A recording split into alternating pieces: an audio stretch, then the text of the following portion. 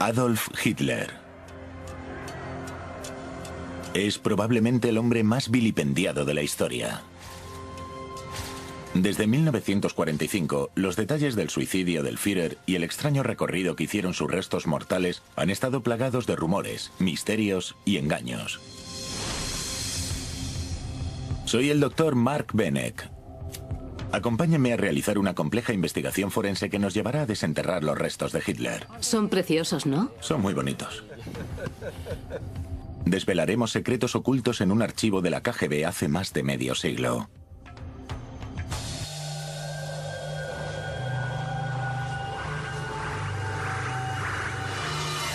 La calavera de Hitler. Mi viaje atrás en el tiempo empieza en una oscura calle, muy parecida a cualquier callejuela de la Alemania de 1945, justo antes de la caída de Berlín. Mi investigación me llevará desde el Museo del Holocausto de Washington a Zúrich y de ahí a las entrañas de un antiguo archivo del KGB. Cuando emprendí mi cruzada no me imaginaba que pronto me convertiría en uno de los primeros científicos forenses occidentales que tendría un acceso ilimitado a todos los restos conocidos de Hitler. Bonita caja.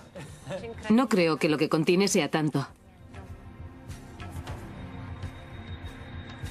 En el caso de Hitler, al no quedar ningún tejido corporal, necesitaré a antropólogos forenses, historiadores y testigos oculares que me ayuden a recomponer las piezas de la historia.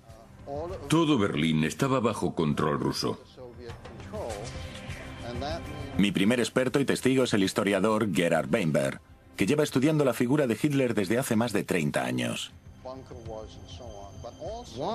Porque, tras la muerte de Stalin, los soviéticos mantuvieron partes importantes de este asunto en secreto hasta los 60. Y luego, aún siguieron manteniendo otras en secreto hasta los 90. Eso es aún más difícil de explicar. Fue una prueba para mí descubrir si había dado, por supuesto, cosas equivocadas, y así fue. Por ejemplo, cuando empecé la investigación, pensé que solo con observar las pruebas de los forenses podríamos entenderlo todo y desvelarlo, pero ese no fue el caso. Esta detectivesca historia empieza en la primavera de 1945. Berlín era un caos. El 30 de abril, los soldados del Ejército Rojo habían rodeado el búnker de Hitler.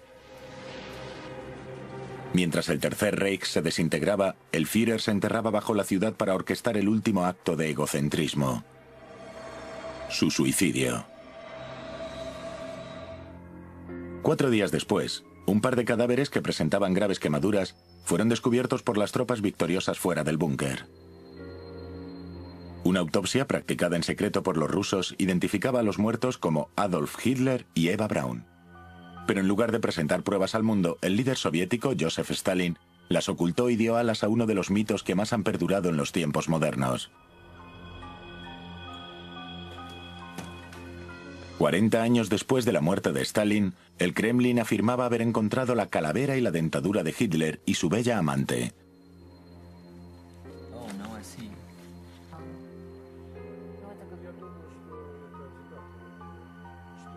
La noticia suscitó más preguntas que respuestas. ¿Cómo se suicidó Hitler? ¿Fue de un tiro en la cabeza? ¿Con veneno? ¿O ambas cosas? Y sobre todo, ¿son realmente estos los restos de Adolf Hitler? Lo mejor era empezar por las pruebas. Así que compré un billete de avión a Moscú.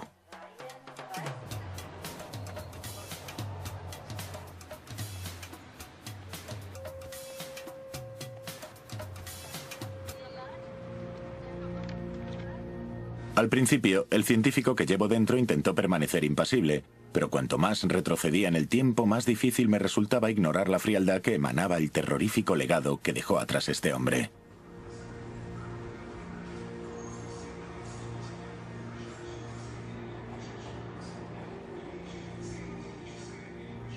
Aquí estoy, en el metro de Moscú, en un túnel que probablemente se utilizó como refugio antiaéreo durante la invasión nazi. Me gusta mucho el metro. pero me gustan todos los metros porque en cuanto te subes a él, eres parte de la ciudad.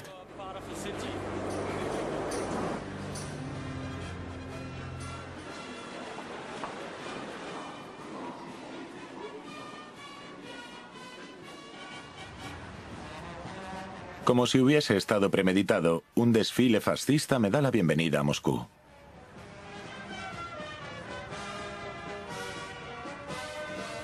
Hace tiempo que las autoridades rusas temen que los restos de Hitler puedan convertirse en objetos de culto para neonazis como estos.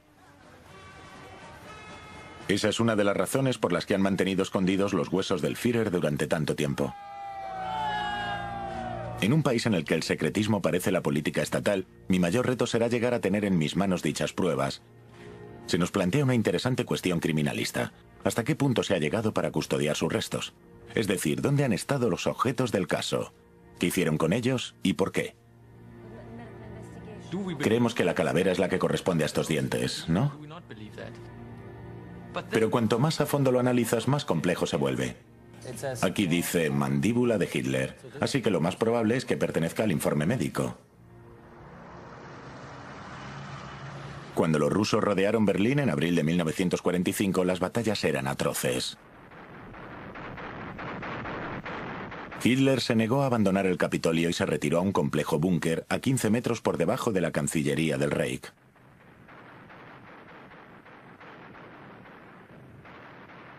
Estaba rodeado por sus leales ayudantes, entre ellos el propagandista Joseph Goebbels y su familia. El historiador Gerhard Weinberg me describe la escena. El ruido de la batalla no está a cientos de kilómetros. Están llegando a la zona del búnker. Y los que están dentro saben que en cuanto alguno salga de ahí, corre el riesgo de que le maten. Un proyectil, metralla, bombas y Dios sabe qué más. Edificios que se derrumban. El ruido que se oye arriba es colosal. Por eso, bajo tierra, hay literalmente una extraña mezcla de esperanza, desesperación, claustrofobia, desconcierto sobre qué hacer, sabiendo que todo estaba tocando a su fin. El Führer ha caído, ya da por perdida su lucha. Cuando lleguen los rusos, piensa asumir las consecuencias y dispararse un tiro. Ha hecho llamar a Goebbels, su mujer y sus 6 hijos. Matarán a los niños y luego los adultos se suicidarán. General Karl Koller, abril de 1945.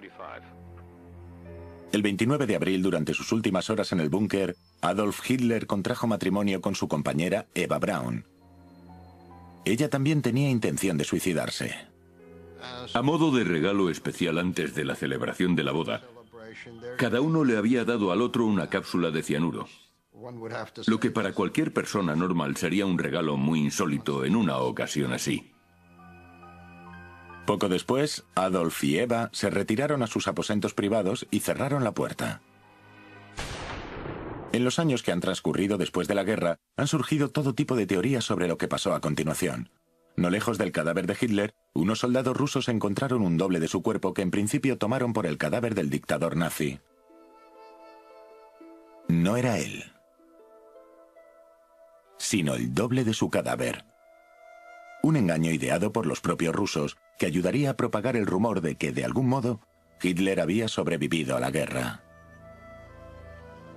Para averiguar lo que ocurrió en realidad, primero tendría que oír algunos testimonios de supervivientes del búnker. El ayudante personal de Hitler, Otto Gunzsche, me resultó ser de gran ayuda. Mi impresión inmediata fue que Eva Braun, al igual que Hitler, estaba muerta. Hitler tenía la cabeza ligeramente ladeada al frente y a la derecha. Vi que tenía una herida en la cabeza. En ese momento salí para informar a los que esperaban en la sala de reuniones. El Führer ha muerto. Otros testigos oculares corroboraron la muerte de Hitler y Braun, pero los detalles de cómo lo hicieron difieren. Unos decían que Hitler se había envenenado con una cápsula de cianuro, otros que se había pegado un tiro en la sien. Para los rusos, el debate tenía un gran significado político. El veneno era la forma de quitarse la vida de los cobardes, mientras que una bala en la sien se consideraba algo más noble. ¿Podrían desvelar para siempre este y otros misterios sobre Hitler los restos que se hallaban en la cámara acorazada de Moscú?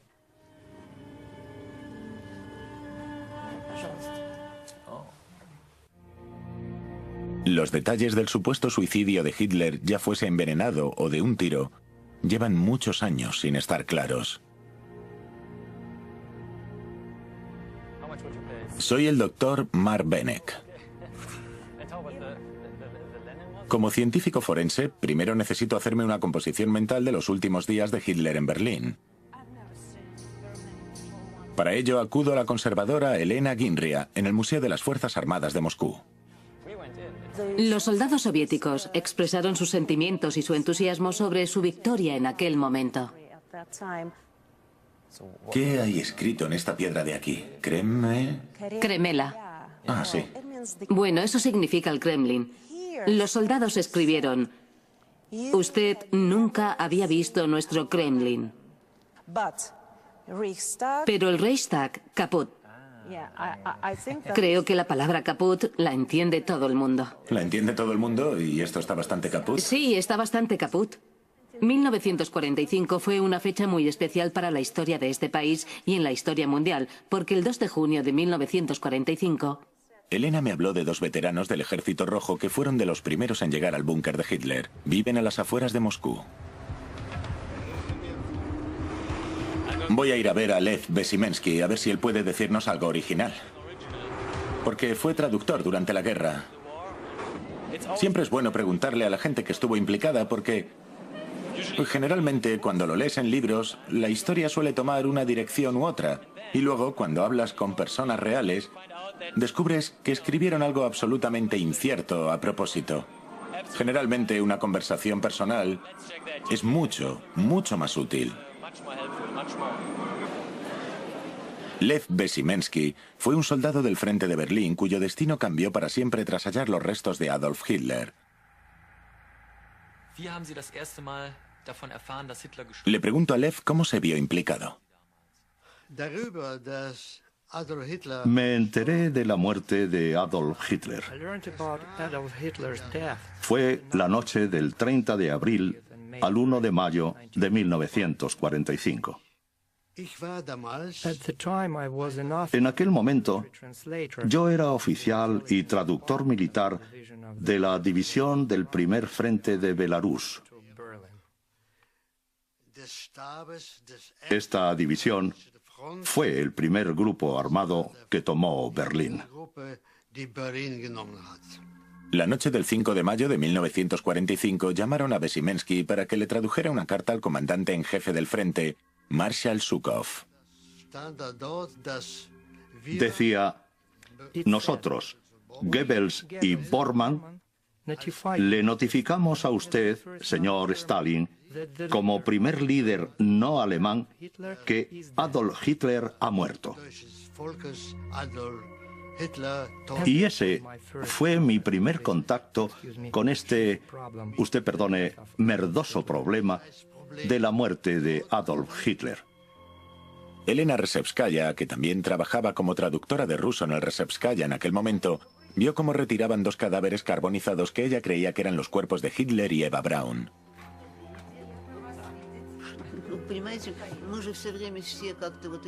Éramos muy pocas las personas que trabajábamos en esto y que teníamos acceso. Fui al patio, en el que había otra entrada al búnker de Hitler. Estaban ahí, tirados en el suelo junto al túnel, cuando los vi. Su cara era irreconocible. Era una máscara negra. Me causó un gran impacto. Pero no tuve la impresión de que fuese una criatura humana, sino una criatura negra y maligna, totalmente retorcida. Hitler también temía que su cuerpo sufriese la misma humillación pública que el de Mussolini, que había ordenado que incinerasen su cuerpo sin grandes honores. A finales de abril de 1945, no disponían del equipo ni del combustible necesario. Quiero decir allí para poder hacer eso. Sin combustible suficiente, el fuego no llegó a destruir por completo el cadáver y la dentadura de Hitler.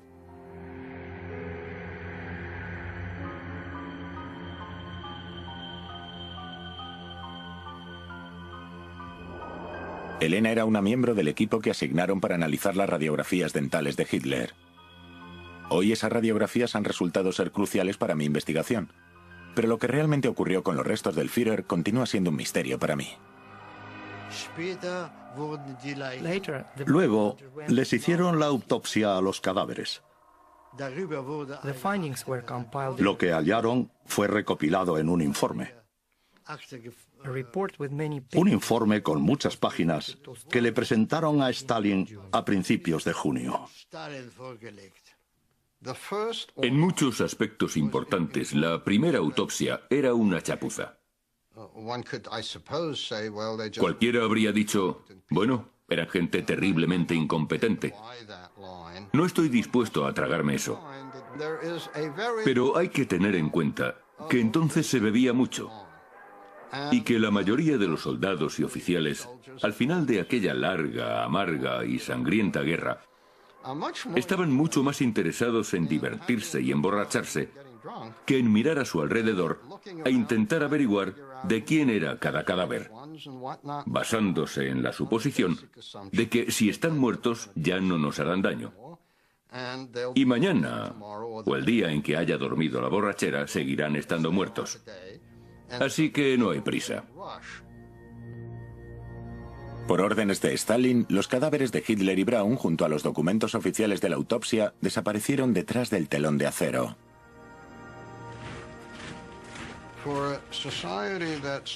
Era una sociedad que el propio Stalin quería presentar ante el mundo como avanzada, científica y a la vanguardia.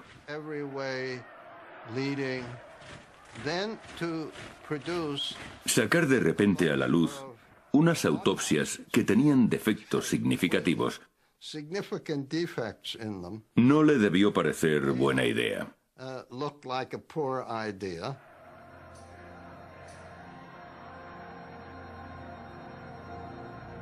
Pero Stalin no solo mantuvo en secreto los resultados de la autopsia, sino que negó la existencia de las radiografías dentales y médicas de Hitler y silenció los testimonios de los testigos alemanes metiéndolos en la cárcel.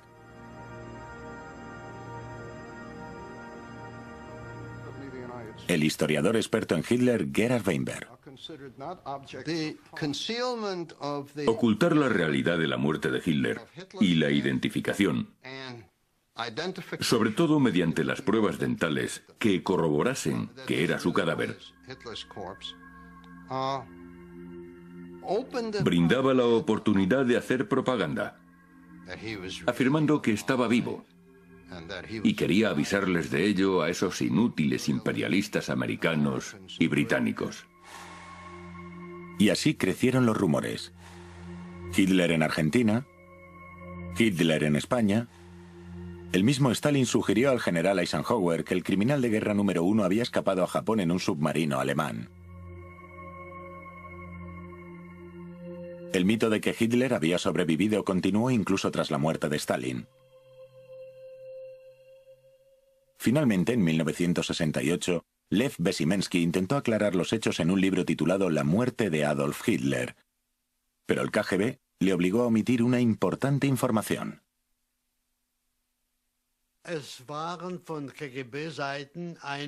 El KGB hizo ciertas recomendaciones que se supone que debía acatar o me negarían el acceso a los archivos. Debía escribir que los restos de Hitler fueron incinerados en junio de 1945. Y me pidieron que me atuviese a la versión de que Hitler se había envenenado. Detrás de todo eso había un claro móvil político, que era describirle como un hombre que no tuvo el coraje de pegarse un tiro. El veneno, por decirlo de algún modo, era la salida más fácil para una persona débil, porque un hombre de verdad se habría pegado un tiro. Eso me parece muy interesante porque me hace pensar que todo ese secretismo, esa estrategia y la Guerra Fría son importantes en esta investigación. Y tal vez debamos tener eso siempre presente. En realidad, solo un escogido grupo de personas del Kremlin sabían dónde estaban escondidos realmente los restos de Adolf Hitler y Eva Braun. Por razones que no me acabo de explicar, les enterraron en Alemania del Este, en lo que era la antigua República Democrática Alemana. En 1970, el entonces jefe de la policía secreta soviética, presumiblemente con la aprobación de otros miembros del Politburó, decidió que a la larga, en caso de que en el futuro pudiese surgir la ideología nazi, podría ser demasiado arriesgado dejarlos ahí.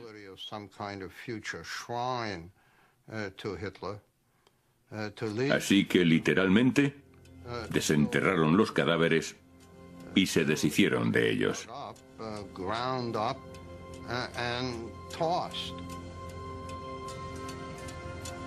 Pero al parecer, sobrevivieron algunos fragmentos de los cadáveres de Adolf Hitler y Eva. Se rumoreaba que la calavera y dentadura de Hitler, además de otras pruebas, habían sido enviadas en secreto a Moscú. Hoy voy a visitar el edificio donde se encuentran los archivos estatales de Rusia, donde me han dicho que, casi por casualidad, encontraron la calavera de Hitler en 1993. Fue un shock para nosotros. Abrimos una caja y encontramos algunos fragmentos de hueso. Y luego encontramos una nota que decía, esto es un fragmento de la calavera de Hitler. Por fin, con ayuda de Isabel, mi traductora, y la archivadora Dina Nikolaevna Najatovic, había llegado el momento de marcar la diferencia entre la realidad y la ficción.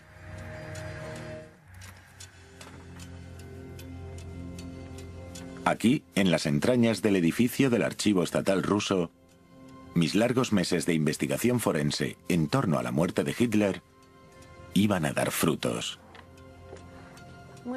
Un día vinimos a ordenar y decidimos ordenar una de las cajas más grandes que tenemos en los archivos.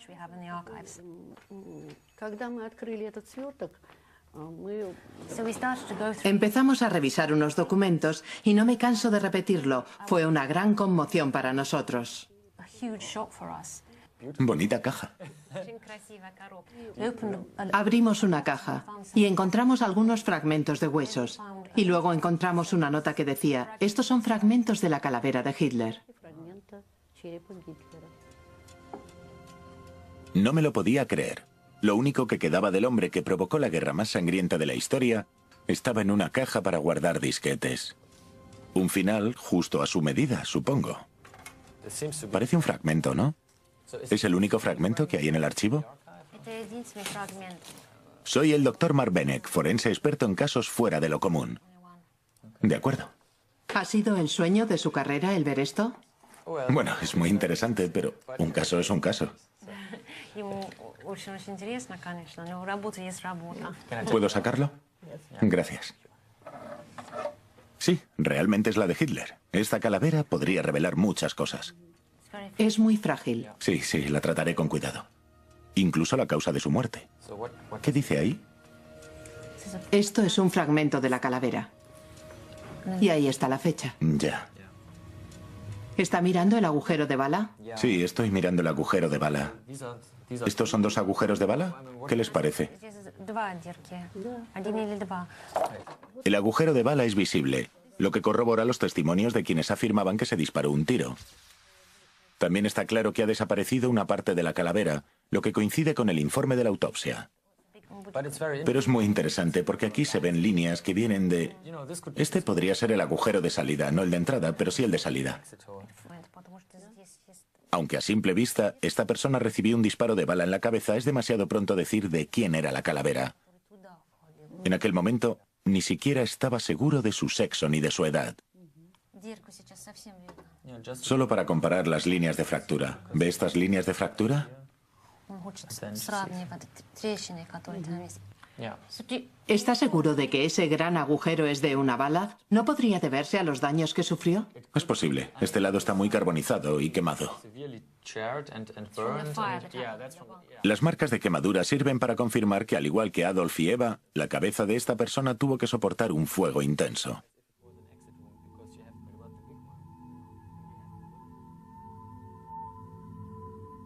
La calavera no fue la única prueba que encontró Dina aquel día. También encontró trozos de un sofá y, entre ellos, muestras de tejido salpicadas de sangre.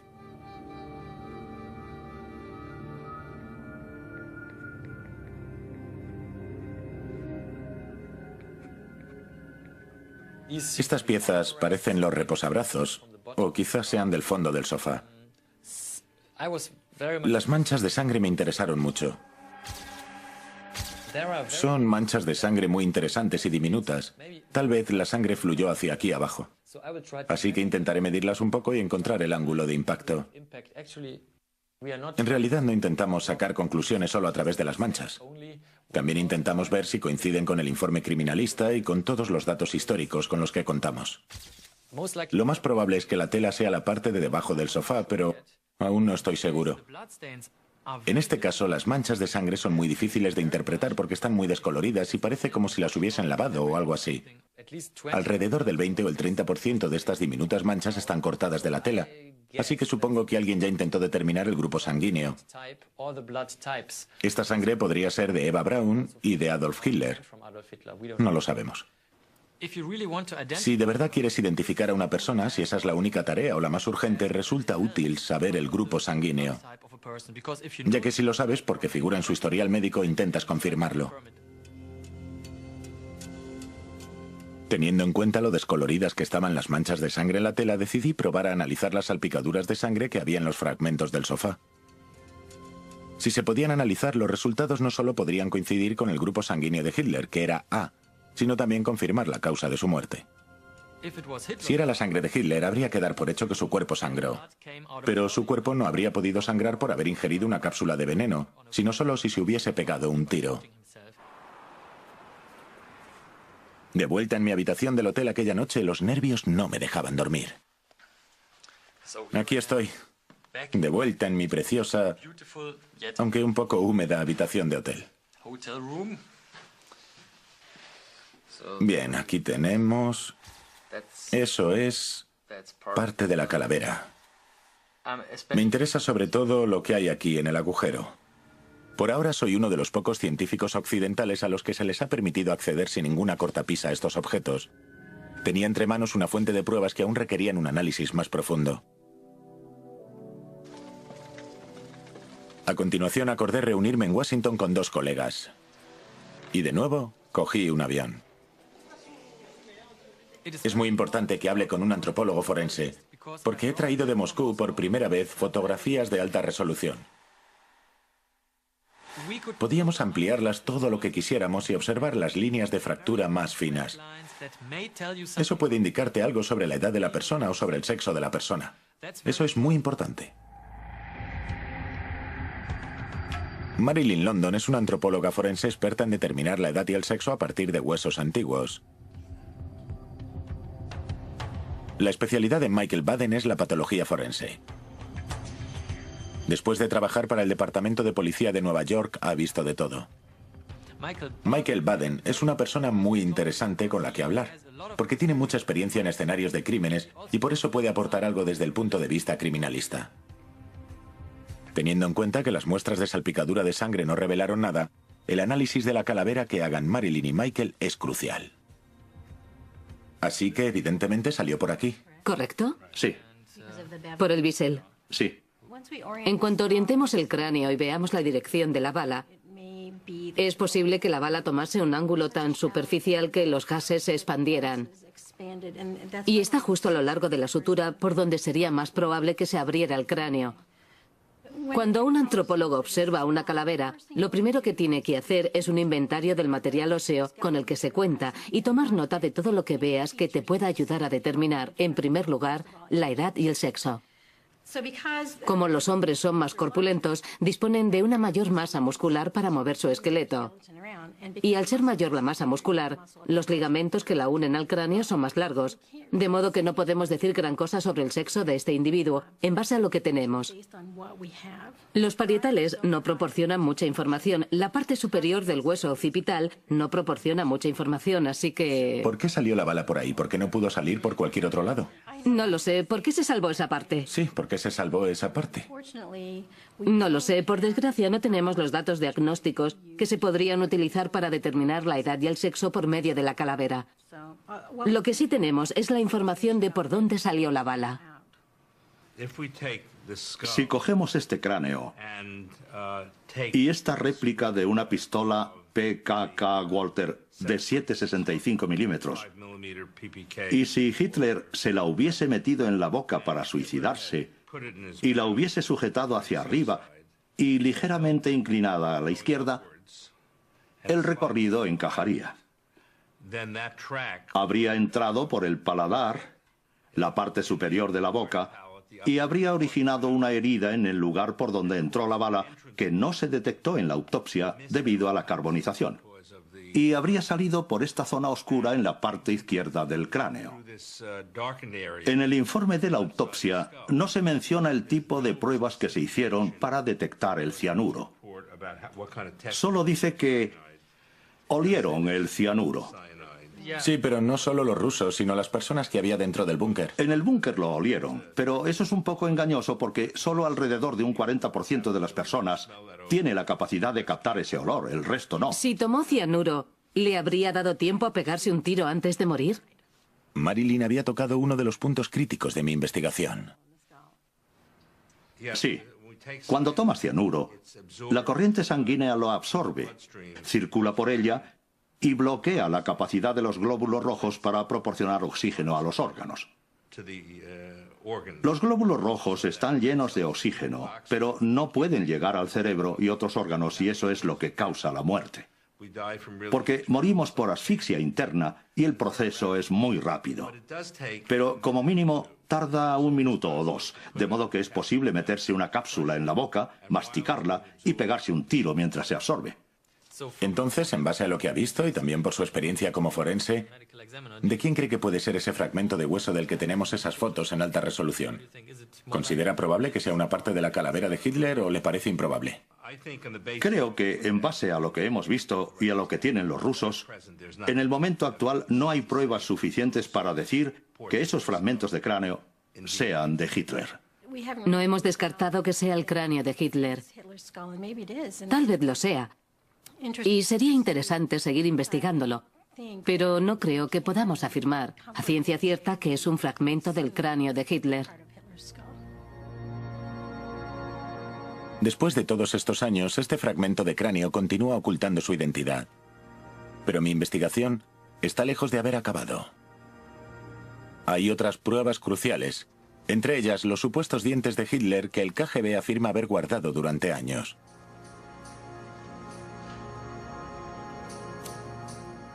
Cuando fuimos al KGB parecía que estábamos en una película de James Bond. Había unas cortinas azul claro y unos pesados sofás marrones y todo eso. Todo era un poco irreal. El coronel Vladimir Vinogradov es el encargado de conservar los archivos del antiguo KGB. Y le dieron mucho bombo. Pusieron los maletines sobre las mesas y los abrieron ceremoniosamente. Fue interesante verlo. Hoy le hemos traído estos archivos relativos concretamente a la muerte y a los restos de Hitler, porque eso es lo que le interesa, y lo que pasó en el búnker donde murió Hitler.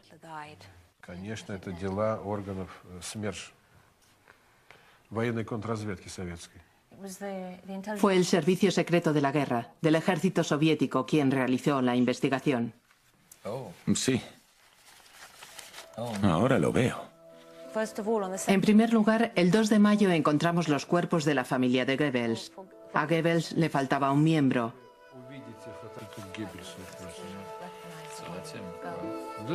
Era bastante fácil reconocer su cadáver por su pierna, esta pierna ortopédica. Así que supieron que era él en el acto. Los niños que ven en estas fotografías, lo que ven son sus cadáveres en realidad. Estaban en un lugar aparte del búnker, en los dormitorios. Es realmente espantoso ver a esos niños tumbados en sus camas como si estuviesen vivos, cuando en realidad estaban muertos. Por supuesto, le resultó bastante fácil identificar a los hijos de Goebbels, porque los habían visto jugando en el búnker desde hacía tiempo. También encontraron su pitillera. Hay un enorme agujero aquí en la fotografía del lugar en el que enterraron a Hitler y a su mujer Eva Braun. Las pruebas más importantes las aportaron, por supuesto, las personas que sabían lo de los dientes. Son preciosos, ¿no cree? Son bonitos, muy bonitos.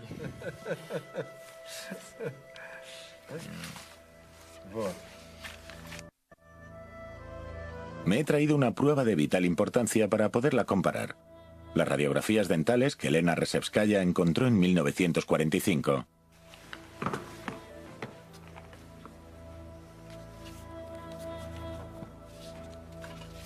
Después de llevar muchos meses solicitándolo, confiaba en poder ver las fotos de la dentadura que tenía el KGB. Abra la cajita si quiere. Ni siquiera había soñado que me dejarían examinarlos.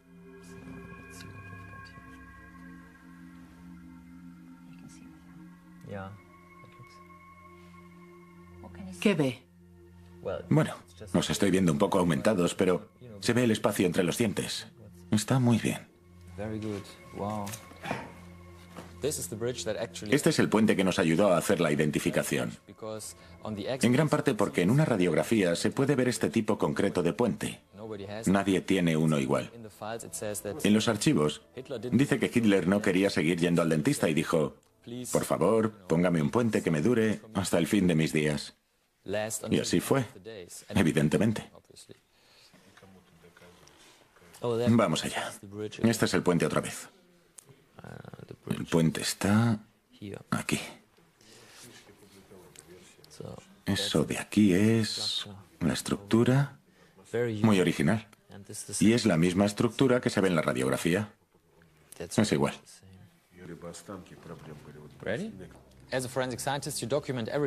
Como científico forense documentas todo lo que ves. Hago fotografías de alta resolución para luego poder ampliarlas con facilidad. Y no mucha gente puede ver esto, así que se las enseño a mis colegas. Esa es la idea. Bueno, esta es una radiografía que le hicieron a Hitler en 1944. Y en ella se ven algunos trabajos realizados por un dentista muy fáciles de reconocer hasta para un profano en el tema. Ven la estructura del puente. Es una estructura de puente muy firme. Esto, como es obvio, coincide con esto de aquí. Miren esto. Todo esto de aquí está lleno de metal. Yo diría que es una estructura muy poco común. Así que esto encaja aquí arriba. Aquí, en la parte de arriba, se puede ver algo muy interesante. ¿Ven que hay una especie de punto brillante mientras el resto es muy denso? La razón más probable es que se trate del trabajo odontológico que pueden ver aquí. La parte de atrás tiene mucha densidad. Pero en la parte de delante hay algunas piezas que lo tienen y otras que no. Bueno, por lo menos les queda algo de esmalte blanco, aunque no sean tan densas. Al igual que la calavera, los bordes de los dientes están negros a causa de la carbonización. Ahora son simples objetos inanimados, pero Adolf Hitler utilizaba esa dentadura para emitir sus armas más potentes: las palabras. Según el historiador Gerhard Weinberg, más que el miedo, fue el uso que Hitler hizo del lenguaje lo que impulsó a una nación moderna a seguir sus pasos por el camino de la barbarie.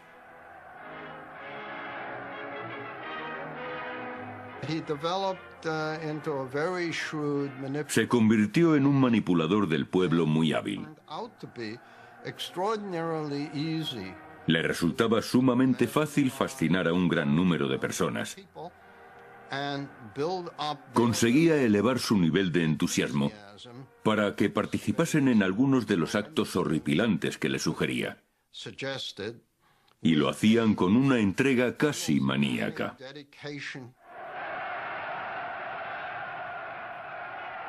Hoy, estas antiguas películas están siendo utilizadas por un dentista forense que ha desarrollado un increíble método de identificación. Si está en lo cierto, tal vez obtenga la confirmación final de que los dientes que tuve en mis manos en Moscú eran los de Adolf Hitler. Con las radiografías y mis nuevas pruebas fotográficas en la mano, próxima parada, Zúrich.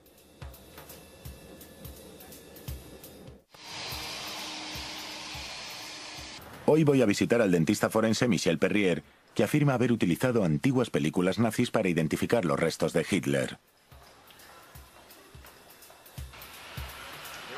Aquí estoy, en el aeropuerto de Zúrich, de camino a casa de Perrier para ver cómo se refleja la luz en los dientes de Hitler en una película de Leni Riefenstahl.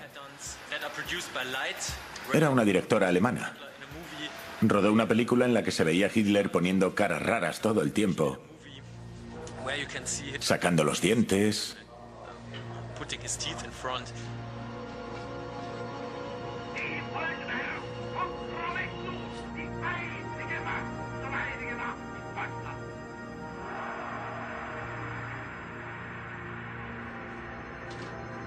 Mientras voy en tren por la campiña suiza, pienso en mi abuelo. Fue policía durante el régimen de Hitler. Y mi padre pasó 2 años en un campamento de refugiados. Así que mi implicación en todo este asunto es muy personal.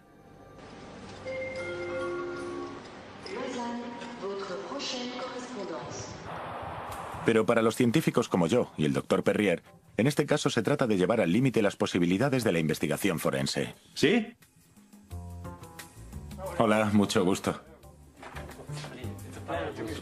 Estaba viendo una película en televisión y en ella estaban mostrando algo del Tercer Reich y se veía a Hitler dando discursos y enseñando los dientes, cuando parecía muy furioso. Y mientras observaba sus dientes, cualquier dentista lo haría, pensaba, bueno, quizá podríamos identificarle utilizando las imágenes que vemos en las películas. Esas son las Olimpiadas del 36. Si te fijas aquí, si paramos la imagen, lo más seguro es que esto sea un diente de oro. Él tenía un colmillo de oro. Esto es durante otro de sus discursos en el que se le ve enseñando los dientes inferiores. Unos dientes muy alargados, lo cual es síntoma de una enfermedad periodontal. Este es el colmillo de oro y el espacio entre el colmillo de oro y este otro diente de aquí. Esto se puede ver muy bien cuando la película está en marcha.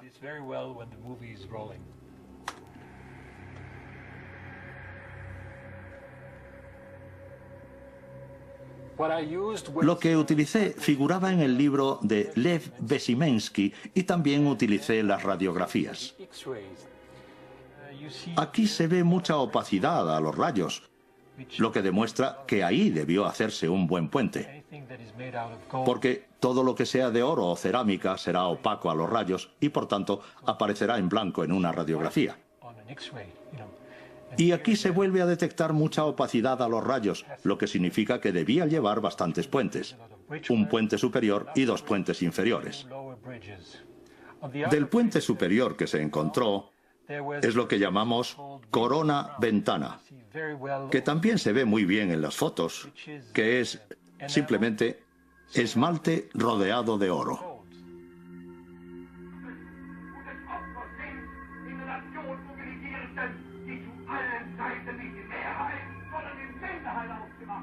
Perrier cogió estas radiografías y las comparó con las películas propagandísticas nazis. Estas son las fotografías que hice de los archivos del KGB.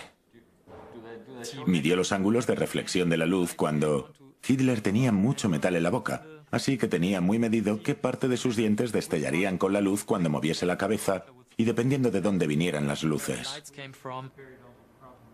Pero es un oro muy corroído, está corroído. Sí. Corroído por el fuego y el tiempo. ¿Cuánto combustible necesitaría para quemarse? Porque sabemos que solo utilizaron 180 litros de gasolina. ¿Le parece que eso tiene sentido?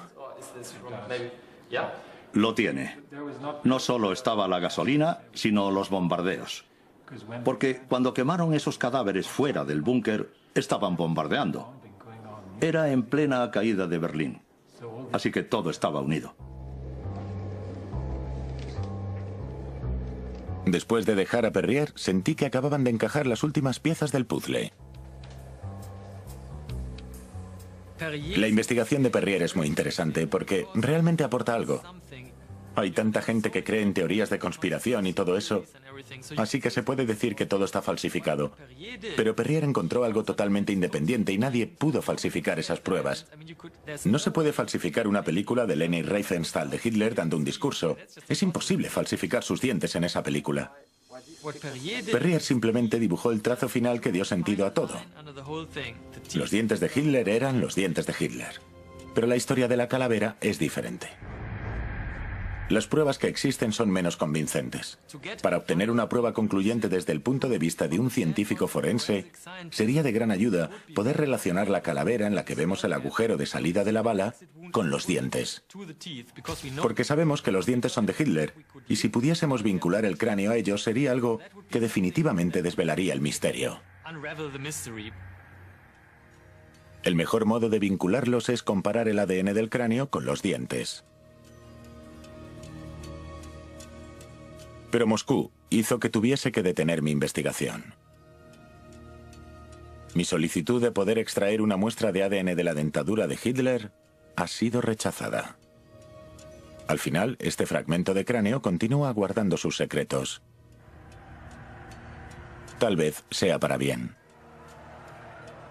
Las autoridades rusas siguen temiendo que los restos de Hitler puedan atraer peregrinaciones neonazis.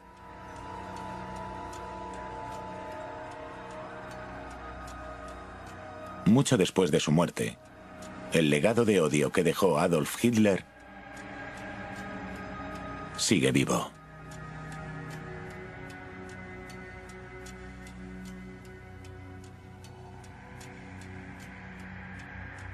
Por completo el cadáver y la dentadura de Hitler.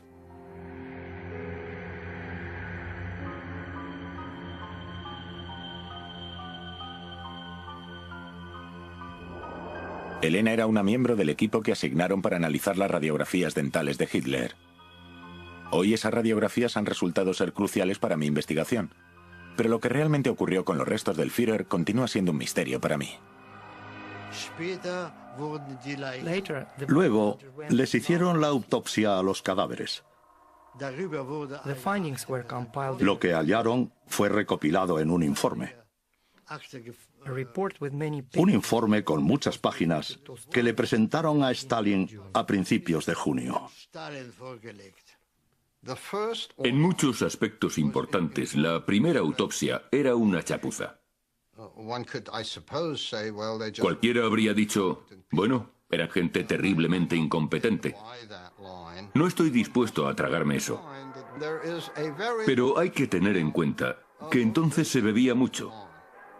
Y que la mayoría de los soldados y oficiales, al final de aquella larga, amarga y sangrienta guerra, estaban mucho más interesados en divertirse y emborracharse que en mirar a su alrededor e intentar averiguar de quién era cada cadáver, basándose en la suposición de que si están muertos ya no nos harán daño.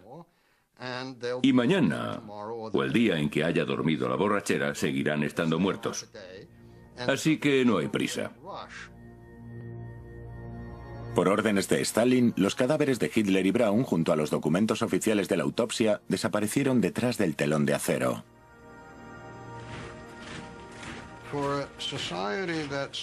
Era una sociedad que el propio Stalin quería presentar ante el mundo como avanzada, científica y a la vanguardia.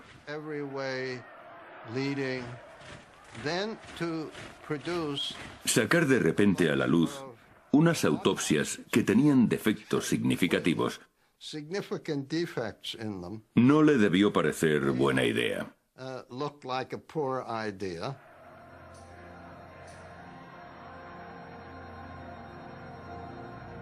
Pero Stalin no solo mantuvo en secreto los resultados de la autopsia, sino que negó la existencia de las radiografías dentales y médicas de Hitler y silenció los testimonios de los testigos alemanes metiéndolos en la cárcel.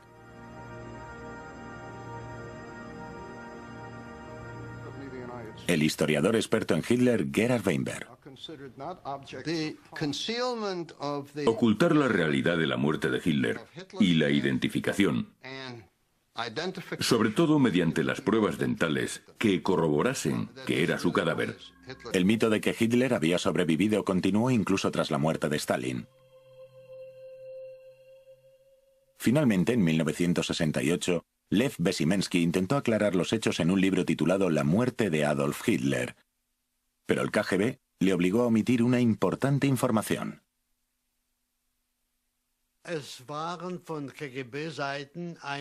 El KGB hizo ciertas recomendaciones que se supone que debía acatar o me negarían el acceso a los archivos.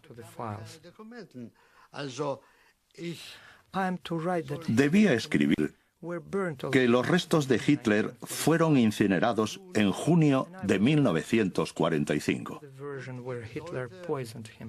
Y me pidieron que me atuviese a la versión de que Hitler se había envenenado. Detrás de todo eso había un claro móvil político, que era describirle como un hombre que no tuvo el coraje de pegarse un tiro. El veneno, por decirlo de algún modo, era la salida más fácil para una persona débil, porque un hombre de verdad se habría pegado un tiro.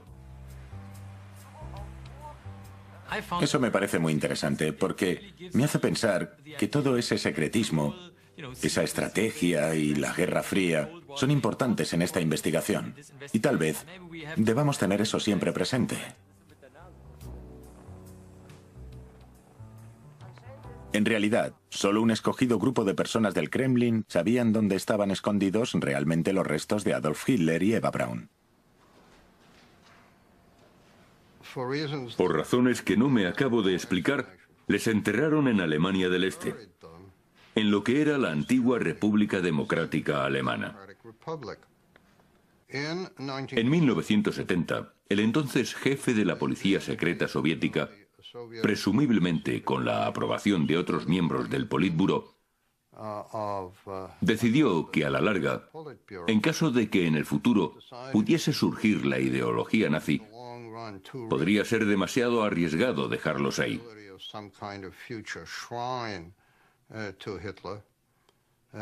Así que literalmente desenterraron los cadáveres y se deshicieron de ellos.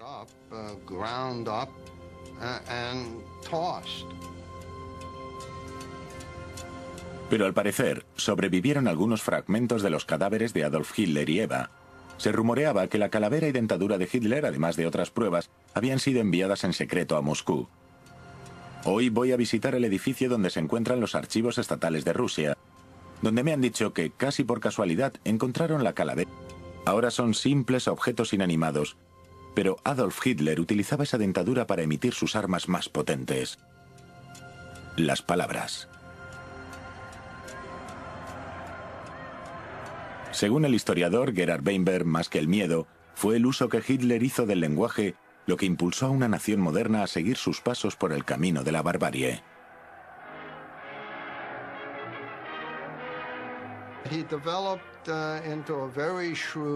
Se convirtió en un manipulador del pueblo muy hábil.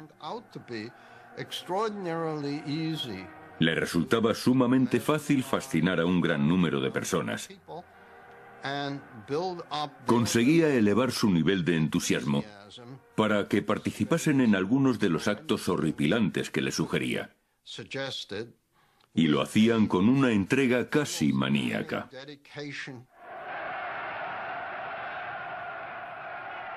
Hoy, estas antiguas películas están siendo utilizadas por un dentista forense que ha desarrollado un increíble método de identificación.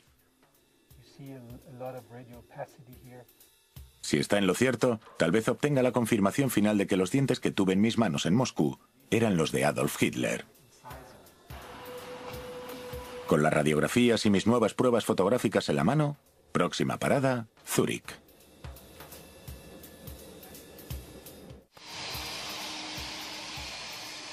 Hoy voy a visitar al dentista forense Michel Perrier, que afirma haber utilizado antiguas películas nazis para identificar los restos de Hitler. Aquí estoy, en el aeropuerto de Zúrich, de camino a casa de Perrier, para ver cómo se refleja la luz en los dientes de Hitler en una película de Leni Riefenstahl. Era una directora alemana. Rodó una película en la que se veía a Hitler poniendo caras raras todo el tiempo, sacando los dientes.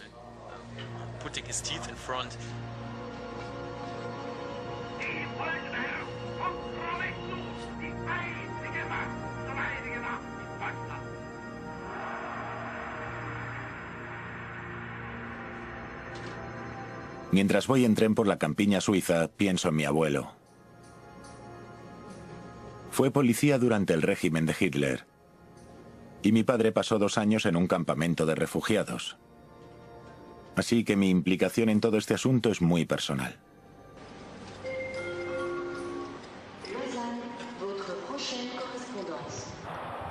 Pero para los científicos como yo y el doctor Perrier, en este caso se trata de llevar al límite las posibilidades de la investigación forense. ¿Sí?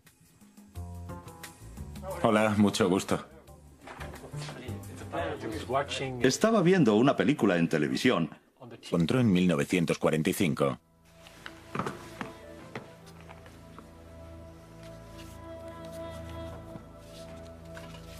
Después de llevar muchos meses solicitándolo, confiaba en poder ver las fotos de la dentadura que tenía el KGB. Abra la cajita si quiere. Ni siquiera había soñado que me dejarían examinarlos.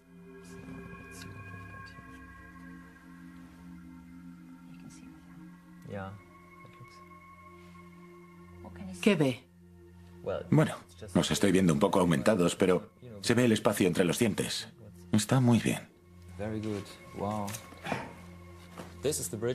Este es el puente que nos ayudó a hacer la identificación. En gran parte porque en una radiografía se puede ver este tipo concreto de puente. Nadie tiene uno igual.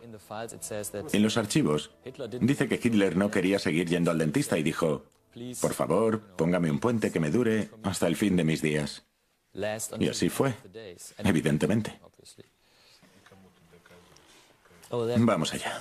Este es el puente otra vez. El puente está aquí. Eso de aquí es la estructura, muy original. Y es la misma estructura que se ve en la radiografía. Es igual.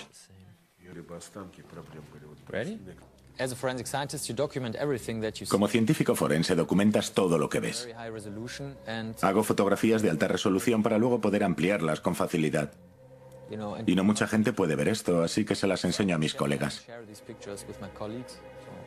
Esa es la idea. Bueno, esta es una radiografía que le hicieron a Hitler en 1944. Y en ella se ven algunos trabajos realizados por un dentista muy fáciles de reconocer hasta para un profano en el tema. Ven la estructura del puente. Es una estructura de puente muy firme. Esto, como es obvio, coincide con esto de aquí. Miren esto. Todo esto de aquí está lleno de metal. Yo diría que es una estructura muy poco común. Así que esto encaja aquí arriba. Aquí, en la parte de arriba, se puede ver algo muy interesante. ¿Ven que hay una especie de punto brillante mientras el resto es muy denso? La razón más probable es que se trate del trabajo odontológico que pueden ver aquí. La parte de atrás tiene mucha densidad. Pero en la parte de delante hay algunas piezas que lo tienen y otras que no. Bueno, por lo menos les queda algo de esmalte blanco, aunque no sean tan densas. Al igual que la calavera, los bordes de los dientes están negros a causa de la carbonización. Ahora son simples objeto 4. Y en ellas se ven algunos trabajos realizados por un dentista muy fáciles de reconocer hasta para un profano en el tema. Ven la estructura del puente. Es una estructura de puente muy firme. Esto, como es obvio, coincide con esto de aquí. Miren esto. Todo esto de aquí está lleno de metal. Yo diría que es una estructura muy poco común. Así que esto encaja aquí arriba. Aquí, en la parte de arriba, se puede ver algo muy interesante. ¿Ven que hay una especie de punto brillante mientras el resto es muy denso? La razón más probable es que se trate del trabajo odontológico que pueden ver aquí. La parte de atrás tiene mucha densidad, pero en la parte de delante hay algunas piezas que lo tienen y otras que no. Bueno, por lo menos les queda algo de esmalte blanco, aunque no sean tan densas. Al igual que la calavera, los bordes de los dientes están negros a causa de la carbonización. Ahora son simples objetos inanimados, pero Adolf Hitler utilizaba esa dentadura para emitir sus armas más potentes: las palabras. Según el historiador Gerhard Weinberg, más que el miedo, fue el uso que Hitler hizo del lenguaje lo que impulsó a una nación moderna a seguir sus pasos por el camino de la barbarie.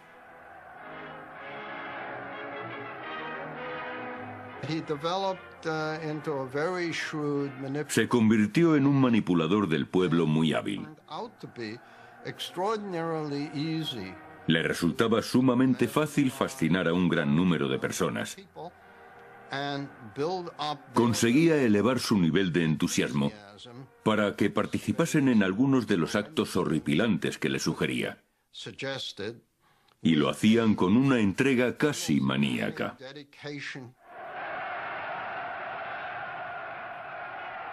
Hoy, estas antiguas películas están siendo utilizadas por un dentista forense que ha desarrollado un increíble método de identificación. Si está en lo cierto, tal vez obtenga la confirmación final de que los dientes que tuve en mis manos en Moscú eran los de Adolf Hitler. Con las radiografías y mis nuevas pruebas fotográficas en la mano, próxima parada, Zúrich.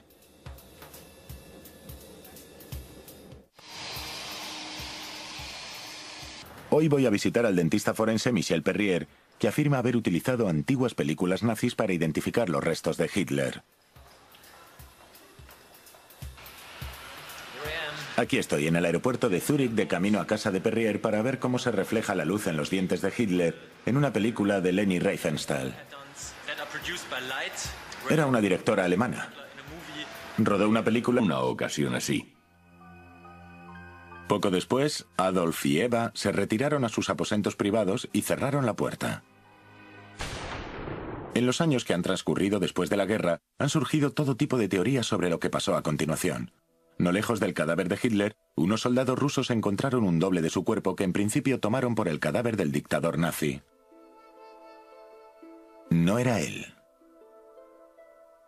sino el doble de su cadáver. Un engaño ideado por los propios rusos que ayudaría a propagar el rumor de que, de algún modo, Hitler había sobrevivido a la guerra. Para averiguar lo que ocurrió en realidad, primero tendría que oír algunos testimonios de supervivientes del búnker. El ayudante personal de Hitler, Otto Gunzsche, me resultó ser de gran ayuda. Mi impresión inmediata fue que Eva Braun, al igual que Hitler, estaba muerta. Hitler tenía la cabeza ligeramente ladeada al frente y a la derecha. Vi que tenía una herida en la cabeza. En ese momento salí para informar a los que esperaban en la sala de reuniones. El Führer ha muerto. Otros testigos oculares corroboraron la muerte de Hitler y Braun, pero los detalles de cómo lo hicieron difieren. Unos decían que Hitler se había envenenado con una cápsula de cianuro, otros que se había pegado un tiro en la sien. Para los rusos, el debate tenía un gran significado político. El veneno era la forma de quitarse la vida de los cobardes, mientras que una bala en la sien se consideraba algo más noble. ¿Podrían desvelar para siempre este y otros misterios sobre Hitler los restos que se hallaban en la cámara acorazada de Moscú?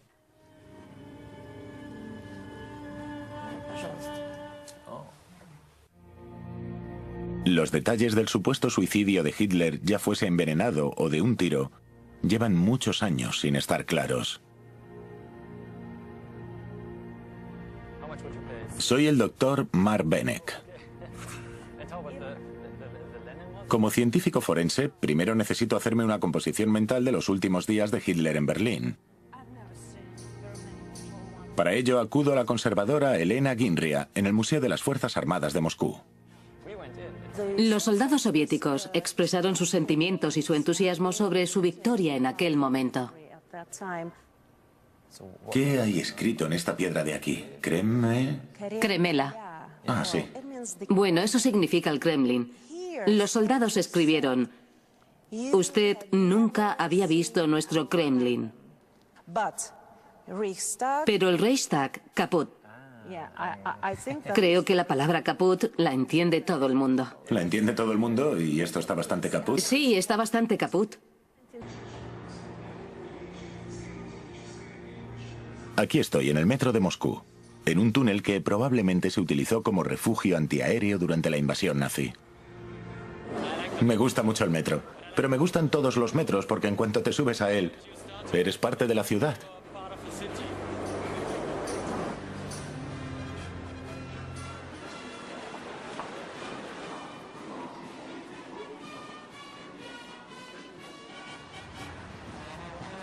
Como si hubiese estado premeditado, un desfile fascista me da la bienvenida a Moscú.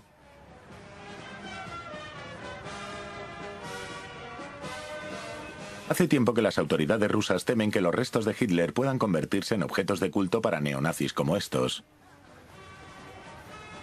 Esa es una de las razones por las que han mantenido escondidos los huesos del Führer durante tanto tiempo.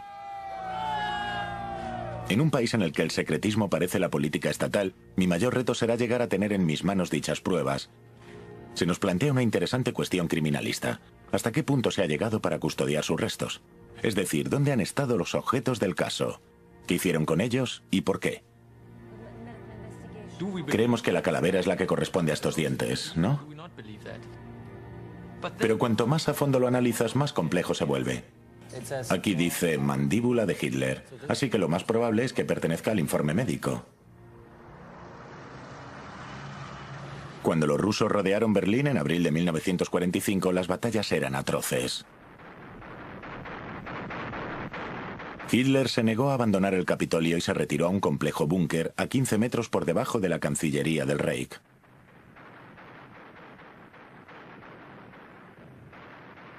Estaba rodeado por sus leales ayudantes, entre ellos el propagandista Joseph Goebbels y su familia. El historiador Gerhard Weinberg me describe la escena. El ruido de la batalla no está a cientos de kilómetros. Están llegando a la zona del búnker. Y los que están dentro saben que en cuanto alguno salga de ahí, corre el riesgo de que le maten. Un proyectil, metralla, bombas y Dios sabe qué más. Edificios que se derrumban. El ruido que se oye arriba es colosal. Por eso, bajo tierra, hay literalmente una extraña mezcla de esperanza, desesperación, claustrofobia, desconcierto sobre qué hacer, sabiendo que todo estaba tocando a su fin. El Führer ha caído, ya da por perdida su lucha. Cuando lleguen los rusos, piensa asumir las consecuencias y dispararse un tiro. Ha hecho llamar a Goebbels Solo un escogido grupo de personas del Kremlin sabían dónde estaban escondidos realmente los restos de Adolf Hitler y Eva Braun. Por razones que no me acabo de explicar, les enterraron en Alemania del Este, en lo que era la antigua República Democrática Alemana. En 1970, el entonces jefe de la policía secreta soviética, presumiblemente con la aprobación de otros miembros del Politburó, decidió que a la larga, en caso de que en el futuro pudiese surgir la ideología nazi, podría ser demasiado arriesgado dejarlos ahí.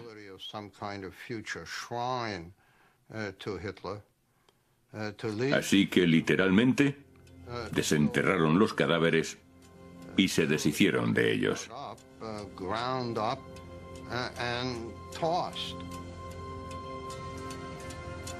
Pero al parecer, sobrevivieron algunos fragmentos de los cadáveres de Adolf Hitler y Eva. Se rumoreaba que la calavera y dentadura de Hitler, además de otras pruebas, habían sido enviadas en secreto a Moscú. Hoy voy a visitar el edificio donde se encuentran los archivos estatales de Rusia, donde me han dicho que, casi por casualidad, encontraron la calavera de Hitler en 1993.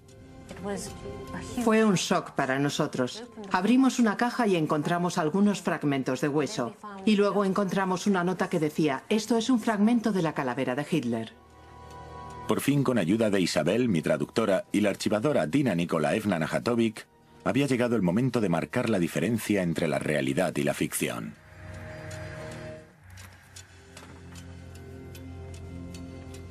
Aquí, en las entrañas del edificio del Archivo Estatal ruso, mis largos meses de investigación forense en torno a la muerte de Hitler iban a dar frutos. Un día vinimos a ordenar y decidimos ordenar una de las cajas más grandes que tenemos en los archivos.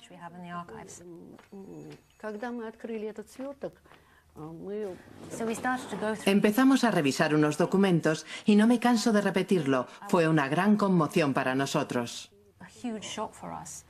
Bonita caja. Abrimos una caja y encontramos algunos fragmentos de huesos. Y luego encontramos una nota que decía, estos son fragmentos de la calavera de Hitler. No me lo podía creer. Lo único que quedaba del hombre que provocó la guerra más sangrienta de la historia estaba en una caja para guardar disquetes. Un final justo a su medida, supongo. Parece un fragmento, ¿no? ¿Es el único fragmento que hay en el archivo? Soy el Dr. Mark Benec, forense experto en casos fuera de lo común.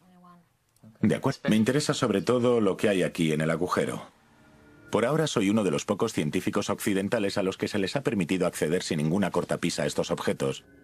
Tenía entre manos una fuente de pruebas que aún requerían un análisis más profundo. A continuación acordé reunirme en Washington con 2 colegas. Y de nuevo, cogí un avión. Es muy importante que hable con un antropólogo forense, porque he traído de Moscú por primera vez fotografías de alta resolución. Podíamos ampliarlas todo lo que quisiéramos y observar las líneas de fractura más finas. Eso puede indicarte algo sobre la edad de la persona o sobre el sexo de la persona. Eso es muy importante. Marilyn London es una antropóloga forense experta en determinar la edad y el sexo a partir de huesos antiguos. La especialidad de Michael Baden es la patología forense. Después de trabajar para el Departamento de Policía de Nueva York, ha visto de todo. Michael Baden es una persona muy interesante con la que hablar, porque tiene mucha experiencia en escenarios de crímenes y por eso puede aportar algo desde el punto de vista criminalista. Teniendo en cuenta que las muestras de salpicadura de sangre no revelaron nada, el análisis de la calavera que hagan Marilyn y Michael es crucial. Así que evidentemente salió por aquí. ¿Correcto? Sí, Por el bisel. sí. En cuanto orientemos el cráneo y veamos la dirección de la bala, es posible que la bala tomase un ángulo tan superficial que los gases se expandieran. Y está justo a lo largo de la sutura por donde sería más probable que se abriera el cráneo. Cuando un antropólogo observa una calavera, lo primero que tiene que hacer es un inventario del material óseo con el que se cuenta y tomar nota de todo lo que veas que te pueda ayudar a determinar, en primer lugar, la edad y el sexo. Como los hombres son más corpulentos, disponen de una mayor masa muscular para mover su esqueleto. Y al ser mayor la masa muscular, los ligamentos que la unen al cráneo son más largos, de modo que no podemos decir gran cosa sobre el sexo de este individuo, en base a lo que tenemos. Los parietales no proporcionan mucha información. La parte superior del hueso occipital no proporciona mucha información, así que... ¿Por qué salió la bala por ahí? ¿Por qué no pudo salir por cualquier otro lado? No lo sé. ¿Por qué se salvó esa parte? Sí, ¿por qué se salvó esa parte? No lo sé. Por desgracia, no tenemos los datos diagnósticos que se podrían utilizar para determinar la edad y el sexo por medio de la calavera. Lo que sí tenemos es la información de por dónde salió la bala. Si cogemos este cráneo y esta réplica de una pistola PKK Walter de 7,65 milímetros, y si Hitler se la hubiese metido en la boca para suicidarse y la hubiese... Marshall Zhukov. Decía, nosotros, Goebbels y Bormann, le notificamos a usted, señor Stalin, como primer líder no alemán, que Adolf Hitler ha muerto. Y ese fue mi primer contacto con este, usted perdone, merdoso problema de la muerte de Adolf Hitler. Elena Resevskaya, que también trabajaba como traductora de ruso en el Resevskaya en aquel momento, vio cómo retiraban 2 cadáveres carbonizados que ella creía que eran los cuerpos de Hitler y Eva Braun.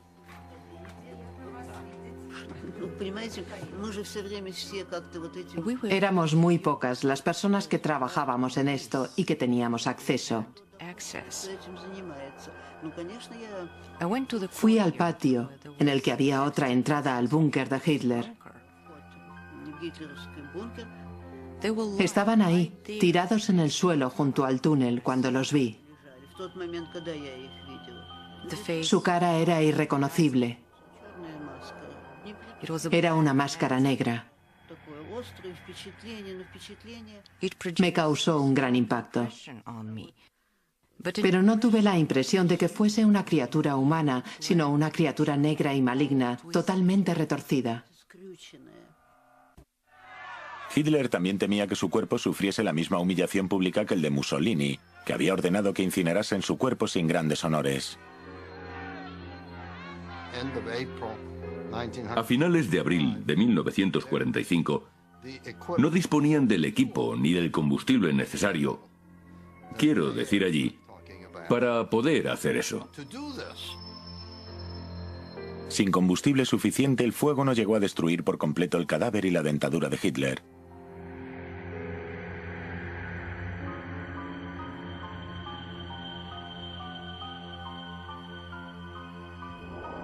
Elena era una miembro del equipo que asignaron para analizar las radiografías dentales de Hitler.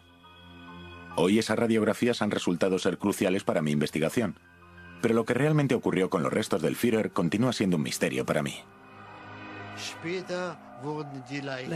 Luego, les hicieron la autopsia a los cadáveres. Lo que hallaron fue recopilado en un informe.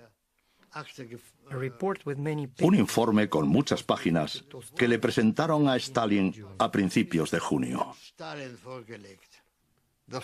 En muchos aspectos importantes, la primera autopsia era una chapuza. Cualquiera habría dicho, bueno, era gente terriblemente incompetente. Voy a ir a ver a Lev Besimensky a ver si él puede decirnos algo original. Porque fue traductor durante la guerra. Siempre es bueno preguntarle a la gente que estuvo implicada porque generalmente cuando lo lees en libros, la historia suele tomar una dirección u otra. Y luego, cuando hablas con personas reales, descubres que escribieron algo absolutamente incierto a propósito. Generalmente una conversación personal es mucho, mucho más útil. Lev Besimensky fue un soldado del frente de Berlín cuyo destino cambió para siempre tras hallar los restos de Adolf Hitler. Le pregunto a Lev cómo se vio implicado. Me enteré de la muerte de Adolf Hitler. Fue la noche del 30 de abril al 1 de mayo de 1945. En aquel momento, yo era oficial y traductor militar de la división del primer frente de Belarus. Esta división fue el primer grupo armado que tomó Berlín. La noche del 5 de mayo de 1945 llamaron a Besimensky para que le tradujera una carta al comandante en jefe del frente, Marshal Zhukov. Decía, nosotros, Goebbels y Bormann, le notificamos a usted, señor Stalin, como primer líder no alemán, que Adolf Hitler ha muerto. Y ese fue mi primer contacto con este, usted perdone, merdoso problema de la muerte de Adolf Hitler. Elena Resevskaya, que también trabajaba como traductora de ruso en el Resevskaya en aquel momento, vio cómo retiraban dos cadáveres carbonizados que ella creía que eran los cuerpos de Hitler y Eva Braun.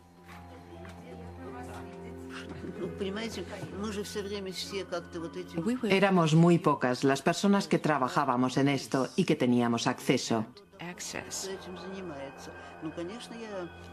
Fui al patio, en el que había otra entrada al búnker de Hitler. Estaban ahí, tirados en el suelo junto al túnel, cuando los vi. Su cara era irreconocible.